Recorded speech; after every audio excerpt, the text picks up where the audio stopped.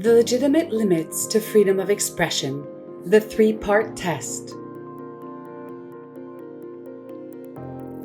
Freedom of expression is a fundamental right, enshrined in Article 19 of the Universal Declaration of Human Rights, which states that everyone has the right to freedom of opinion and expression.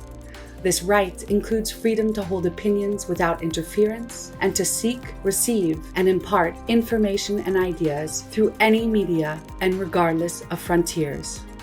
This right is also an enabling right, ensuring openness, transparency, and accountability in democratic societies. However, freedom of expression is not an absolute right and may be lawfully restricted in specific and limited conditions.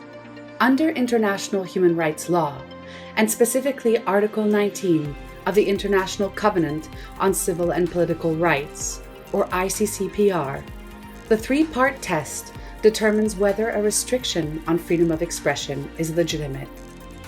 Any restriction on freedom of expression must thus be provided for by law, pursue a legitimate aim, and be necessary for a legitimate purpose. Part 1. Restrictions must be provided for by law.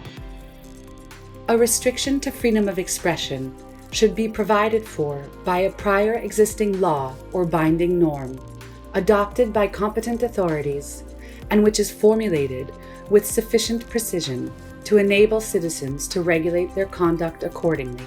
The law or norm must therefore be clear, publicly accessible, and easily understood by everyone. Otherwise, it would risk having a chilling effect on free speech by broadening the scope of permissible restrictions. Part 2. Restrictions must pursue a legitimate aim. Article 19, paragraph 3 of the ICCPR details 4 essential grounds for restrictions. 1. Respect of the rights or reputations of others. 2. The protection of public health. 3. The protection of national security or of public order. And 4. The protection of morals. These grounds for restrictions must be narrowly framed in order to ensure compliance with international law provisions. Part 3. Restrictions must be necessary for the protection or promotion of a legitimate purpose. Restrictions should be effective, proportionate, and the least restrictive possible to achieve the legitimate end pursued. However, this criteria of necessity and proportionality is often the most complex according to international standards.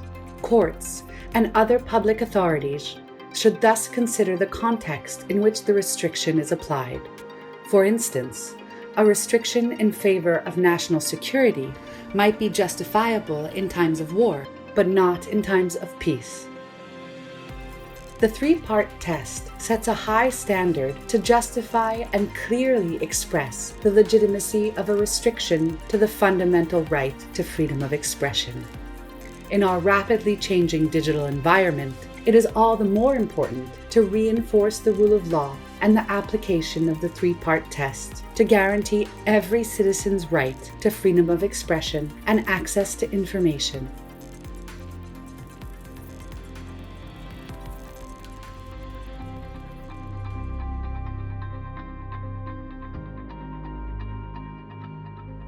To engage and know more, visit our website and learn about UNESCO's work.